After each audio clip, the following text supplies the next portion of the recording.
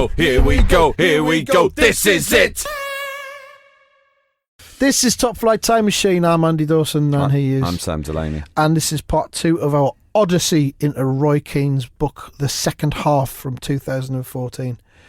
We've reached the point where it's coming to the end at Manchester United for Roy, isn't it? He's had the Portuguese Villa Algarve thing, the run-in with Carlos Queiroz. He's confessed to the fact that he finds it difficult to relax because there's a discipline to relaxation that he can't quite handle. And we're at the point now where he did the video with MUTV after Middlesbrough beating Manchester United 4-1. There was we did skip out the incident in the tunnel with Vieira, which he goes through. I mean, obviously it's quite a big part of that because he's like, you know, they're in the tunnel before Man U Arsenal, and I mean, it goes on for pages, so I'll skip through some bits. He goes, I'd forgotten my captain's armband, so I turned to go back to the dressing room. Go down, lads, I'll be with you in a minute. I've forgotten my armband. I went back past our own players. Albert the kit man had the armband. He was putting it on me. All the best, Roy. As I walked to the front, I heard something going on at the top of the tunnel. All I could see was a few fingers pointing at Gary Neville. I lost it.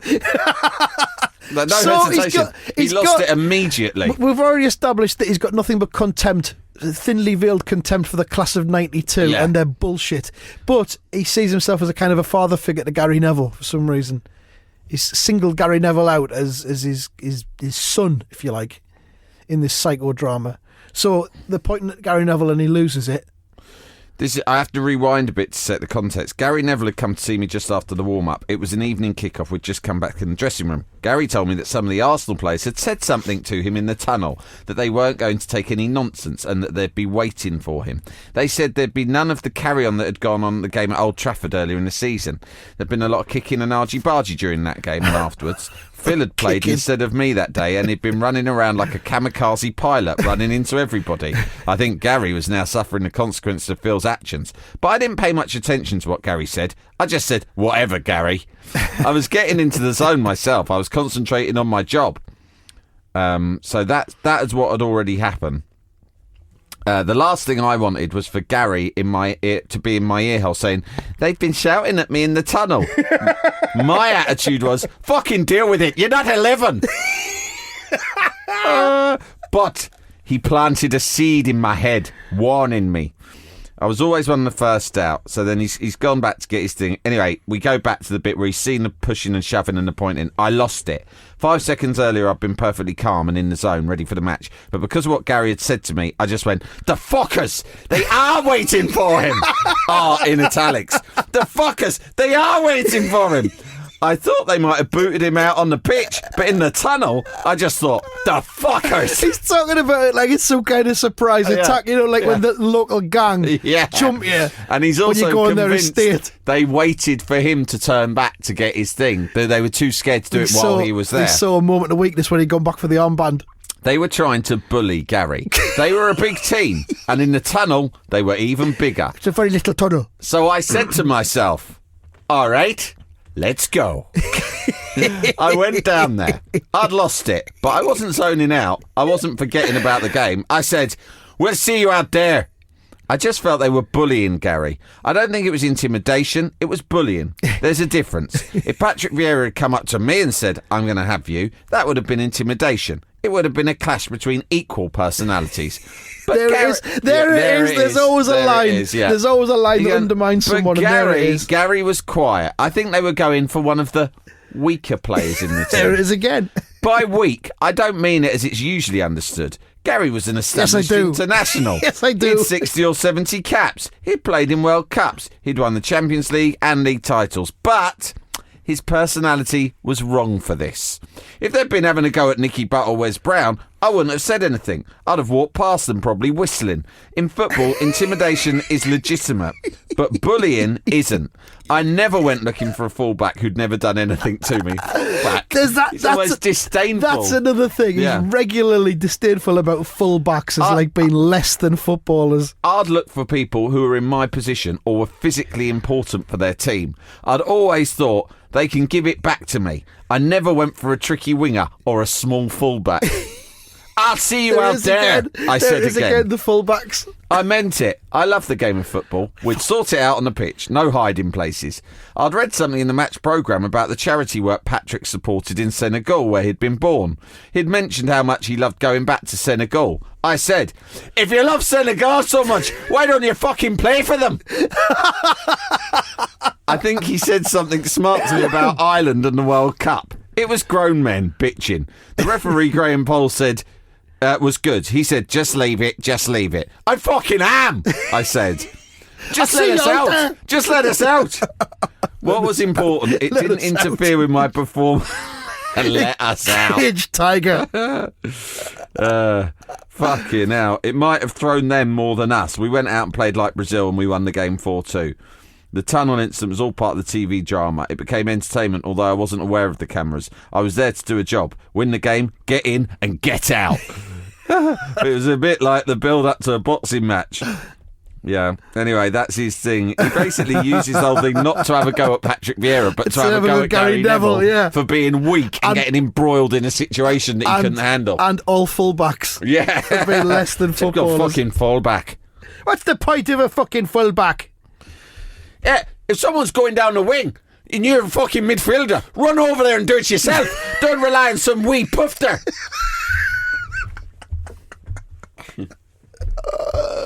Fucking fall back. You don't. I've said this for years. I've said it to her blue in the face. You don't need 11 men in a fucking football team. You need fucking 11 men for unless you're a fucking baby. You need 8. 9's enough. You need 8 maximum. Get rid of the full-backs and one of the other midfielders. I'll take care of it all myself. I'm on. You gotta be fucking lazy if you need a friend. What's he, you fucking bum chum? What are you gonna do? Fucking hold hands in the midfield? Do it yourself, you lazy fucker. One midfielder, no full-backs. Proper football. That's how we used to do it back in Ireland.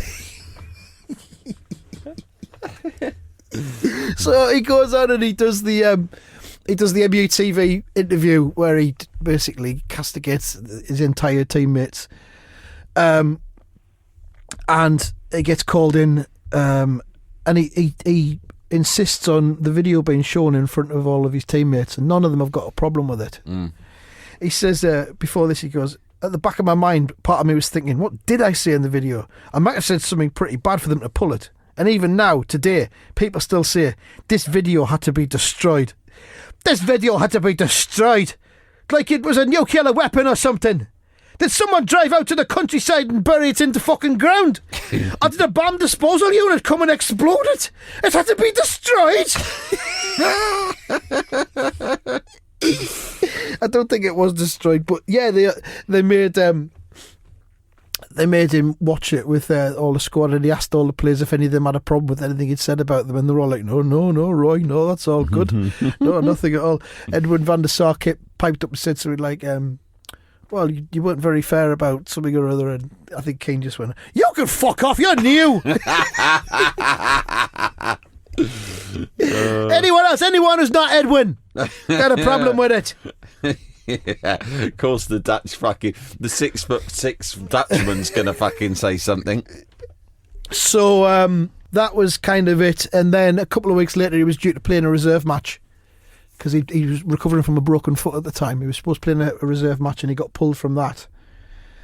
And then it all kind of came to a head, and he had a meeting with his lawyer, got called into Ferguson's office, and they just kind of said, pretty much that's it, we're going to tear up your contract.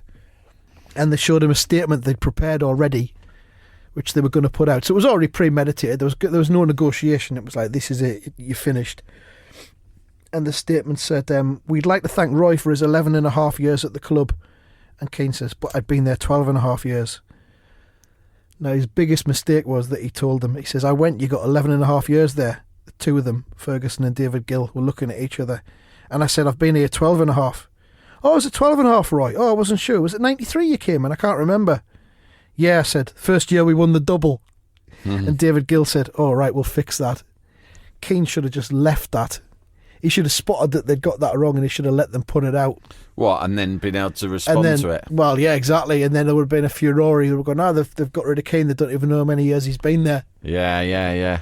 Unless they did put that, they showed him that statement that said 11 and a half years just to fuck him off a little bit more. Just to show that they didn't really take him seriously. Yeah. There was two statements. There was an 11 and a half years and a 12 and a half years one. The 12 and a half years was the official one. The 11 and a half years was the one designed to get under his skin. I mean, United did the right thing. When you've gone as ballistic as he did, then, they had no option, really. You got to bomb a player out.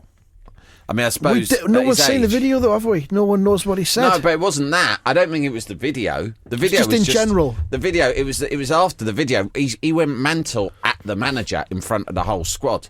And for any manager, that's a problem. But if you're fucking Ferguson and you run the club the way that you do, it's a cult of personality. Yeah. You cannot have anyone do that in front of your whole squad without there being dire consequences for them. So if it had been a younger player who they'd just spent a lot of money on, they might have done something else. But if Roy Keane, who they know is coming to the end of his career anyway, you just have to make a statement and say, you're out. Yeah. No one talks to the manager like that, you're out. It was to do with the Rock of Gibraltar thing as well, wasn't it? Or there'd been a syndicate on a horse, and they'd got 1/16 of it. They'd all put some money in, and they got 1/16, and he was pissed off about that. But the Rock of Gibraltar thing with McManus and Magnier.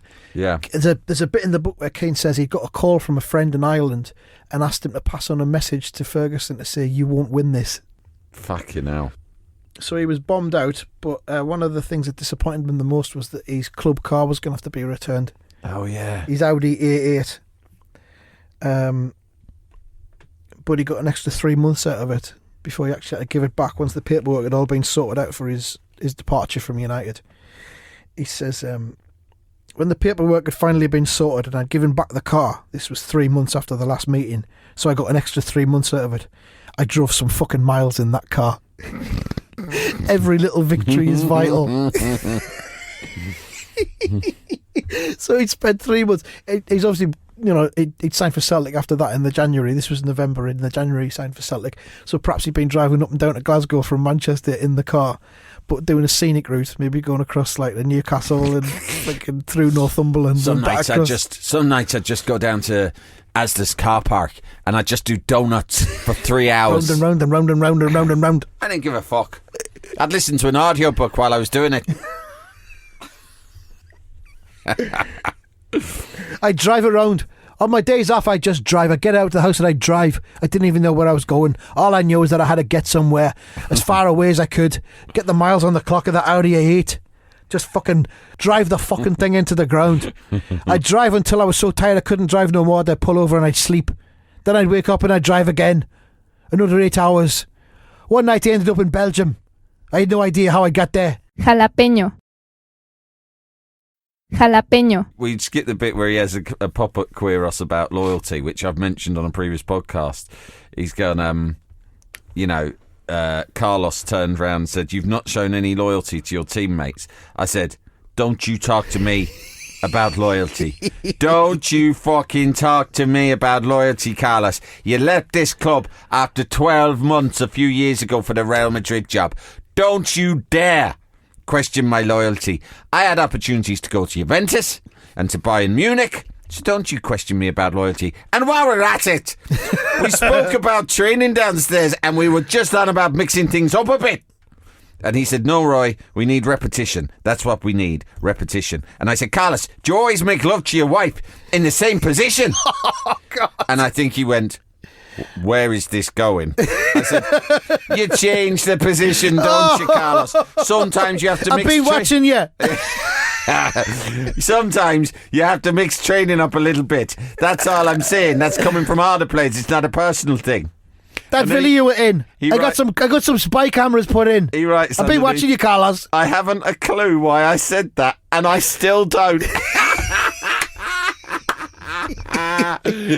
But again, He'd lost it at that point. Again, I really respect him for putting all this down in the book, because you don't see that in most memoirs, let alone footballer memoirs. Because what he's saying there is, we all sometimes can lose our mind and say fucking mad things, and you almost feel that you've lost control of your brain, right? And it's really regrettable. But Roy Keane could have knocked this book out, given out a few bits, the inside story, this, that, and the other. Like one of Rooney's 10 books. Check. Yeah, exactly. But Roy Keane has actually decided to revisit something that's probably haunted him his whole life, because he goes on to say that he thinks that was the crucial part where he starts talking about his wife, right? Yeah. Where Ferguson thought that goes way beyond. He's crossed the line by a distance, and we have to get him out of the club because that is disrespectful, right? And he knows that, and he goes, that was the line. I think that was the line that it was like, there's no turning back now. And he's carried it around with him ever since. He didn't have to write that down in the book. No one knows about it. He said, this is what I said. I don't know why I said it, and I still don't know. Yeah. There it is. Yeah, exactly. But there it is. And that's why this is a great book, because he fucking tells you everything. That's why he's a great man. Yeah. And was one of the greatest footballers ever. And we love him and respect him. Please don't come after us, Roy. Please don't come after us. So he has a little bit of time off, and he ends up signing for Celtic, but he's not allowed to sign for them till the January transfer window. It's a bit shitty because United say they've tore his contract up and that he can sign for anybody kind of tomorrow if he wants to, but then it turns out that he can't. He's not allowed to sign for anyone till the following January, a couple of months later. And his this turns out to be his final season because his hip is absolutely fucked. He's had surgery done on his hip. The surgeon said it looked like cartilage coming away from his hip, and he says he showed me it, and it did. It looked like carpet underlay. So he goes. He has options. Real Madrid come in for him. Everton want to sign him, but he ends up going to Celtic. Basically, he goes to Celtic out of spite. Because he says in the book, when a club is interested in you, the manager generally sells it to you. Listen, we'd love to have you here. But I met Gordon Strachan, the Celtic manager, in London. I met him in the majority shareholder Dermot Desmond's house. And Gordon told me, I'm not really too worried if you sign for us or not. We're okay without you. So I said to myself, fuck him, I'm signing. Strachan's done a job on him. They both come out of that really well. Strachan's taken one look at Keane and went, I know you. I fucking know you. I'm inside of you. I know just what... Like Carlos Queiroz and his wife. I know just what I need to do to bend you to my will. And he did. It's all about mind games with you, isn't it, Roy? Fuck him, I'm signing. Fuck you, Strachan. I'm really you prick. I'll sign for you. How'd you like that? There you go. Signed. I'll do it for no money. Yeah. I'll fucking pay you. I'll pay you, you cunt. Right, where's the ball? Where's the pitch? Come on, let's do this now. Oh, we haven't got a game for a couple of weeks. I don't give a fuck. We're going out playing now. Me versus you. Come on. You think you can take my belt? Let's fucking see you take him. Make some phone calls. Get a crowd in. And then he goes on and he says, I think it was one of the reasons I signed for them, to prove Gordon wrong. To be fair to Gordon, they were doing well in the league, and he already had Neil Lennon playing in my position and Stilly and Petrov. Two midfielders together there, holding hands. Disgusting. Lennon and Petrov. I didn't hear that kind of thing in Glasgow. Feels more like a Manchester thing. So I wasn't sitting back shocked going, show me the love. I thought, all right, that's the game. He was letting me know they weren't desperate for me. He was being a bit coy, and I was fine with that. But there was a bit of defiance there too. Like, you might be 15 points clear, but if I join, you might go 20 points clear. You might even need me next year in Europe. So he does sign for Celtic, like we say, out of spite, and it's a very different culture than what he's been used to at Manchester United. He says, my first game was against Clyde away in the third round of the Scottish Cup. We were beaten 2-1. It was a nightmare. I wasn't happy with my own game. I did okay, but okay wasn't enough. After the game, the disappointment. As I was taking my jersey off, I noticed the Nike tag was still on it. He's played a match with a Nike tag. The price tag still on his shirt. What the fuck is this? How much is this? I didn't know people had to pay for these things. 40 quid for a fucking t-shirt. What do you fucking need one for anyway? Go out bare-chested like a man. What are you worried about, the fucking rain getting on you? Get some paint and just paint the stripes onto me. Oh, you're worried you're going to get a wee bit chilly. You big fucking girl's brows. And then he says, when I got on the bus, John Hartson, a really good guy, was already sitting there and he was eating a packet of crisps with a fizzy drink. Lovely. I said to myself, welcome to hell. And when he says, I said to myself, he doesn't mean that rhetorically. He actually looked at John Hartson, a man who he says, I think he's the only man who he describes in the entire book positively. Yeah. He looked at it and said out loud, welcome to hell. Fucking Hartson's got a mouthful of McCoys at this stage. Sorry, what's that, Roy? Oh, nothing. Don't worry about it, John. You're a good man. I'll put it in my book. You'll read about this in years to come. And then he got back. Just remember, though, I think you're a good man, but I think you're deeply troubled. You're a flawed man. You're a flawed man. You're a good man, but you're sitting there. You're a sportsman. You're an athlete. Yeah. And you're sitting there with the packet of McCoys, salt and vinegar, and you've also got yourself some fizzy pop. Look at yourself, John. You're a good man. You've got a good heart, but you're stupid. You're thick. You're not using your brain. You barely got one. You're a good man, John. I've always said that. Me and you, we go back a long way. We've played against each other many, many times. And I've always respected you. And I've always trusted you to do the right thing as a footballer and a sportsman and an athlete. But look at you. You fucking moron. You're sitting there in the bus. Look at yourself in the reflection in the window of this bus. Look at what you've become. Look at the state of you. You've got some crumbs all around your mouth. You've got a bottle of, what is it, Panda Pops? You've got some Panda Pops. You're drinking cherry flavour. Your fucking shirt. You look like a fucking shambles. You still got the Nike tag on the shirt. You've got Panda Pops all down there. You've got the crisps. You're a disgrace. You deserve to be in a jail. If I had the wherewithal and the rights, if I was the Bobby Charlton and I had the keys to all the jails in Britain, I would be taking control of this bus now, John Hartson, and I'd be driving you off to the nearest jail and I'd be locking you up in a cell in solitary for a month. Never mind a fucking jail. It's a fucking mental asylum you need. I'd stick you in fucking Broadmoor with fucking Sutcliffe and all the other freaks. Let a fucking professional get involved in your fucking noggin. See what the fuck's going on in there, because I tell you this, I don't fucking know. You risk yourself and the public. We've just lost 2-1 at Clyde and you're sitting there like you're having a little birthday party with yourself. You probably got a little wee stiffy, have you? Let's have a look. Come on. Oh, sorry, I didn't know it was your birthday. I'd have bought you a fucking present. Here you go, I got you a fucking Lego Millennium Falcon. And I threw the Lego in his face. And then I sat on that coach and I watched over him as I made him assemble the entire Millennium Falcon. 418 pieces of fucking Lego, and we got there back home, and I didn't let him off the coach, and we stayed on the coach all night while he finished it. We got back to Celtic Park at 6:13 in the morning, and we'd only come from Clyde. It was a 2-mile drive. I made the driver drive round and round in circles until the Lego was finished. I said, I know some good routes where you could just go round and round in a vehicle non-stop for many, many hours and not actually get anywhere. I made all the other lads as well. Petrov, Lennon, all those fuckers. I made them sing him Happy Birthday to John over and over again. For 8 hours. Those fuckers must have sung Happy Birthday to John Hartson about 400 times in one night. Some of them were crying by the end, but I'd made my point. This is it. So, and it gets to the end of the season, well, the half a season that he has a Celtic, and he has the summer off, and he just realises that the hip isn't getting any better, and pretty much that's it. He says, my hip's playing up, and I'm going to have to call it a day. He says this to Gordon Strachan. He says, I'm not coming back. And Gordon went, all right, yeah, okay. Yeah, it's for the best. Again, Strachan with the fucking reverse psychology. And I was saying to myself, try and persuade me for fuck's sake, at least pretend. But no, Strachan was inside his head.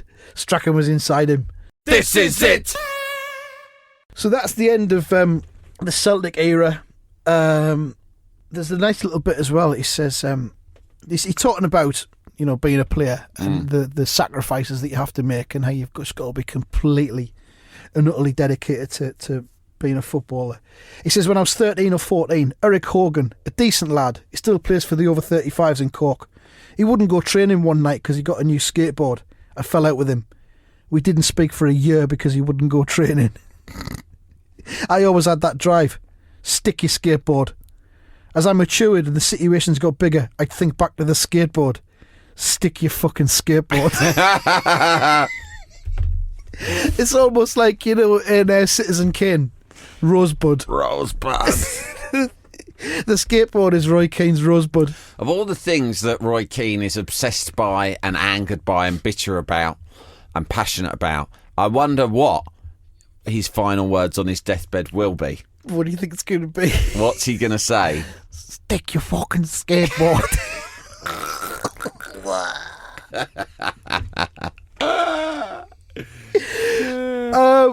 I think that's probably a good point to leave this episode because we've got to the end of his playing career, and in the next one we'll cover his managerial career at Sunderland and Ipswich. Equally as eventful.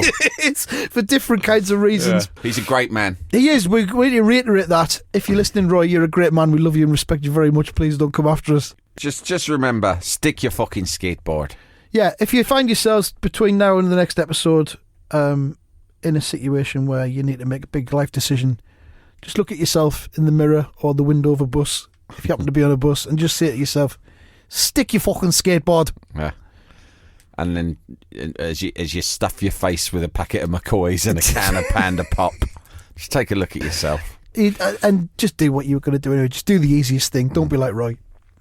All right, we'll be back with the next episode of this Roy Keane Odyssey very shortly. Thanks for listening, and don't forget to follow us on Twitter at TF Time Machine, and subscribe to this podcast if you don't already, and leave nice comments for us on iTunes, and tell your friends, and stick your fucking skateboard. Stick it.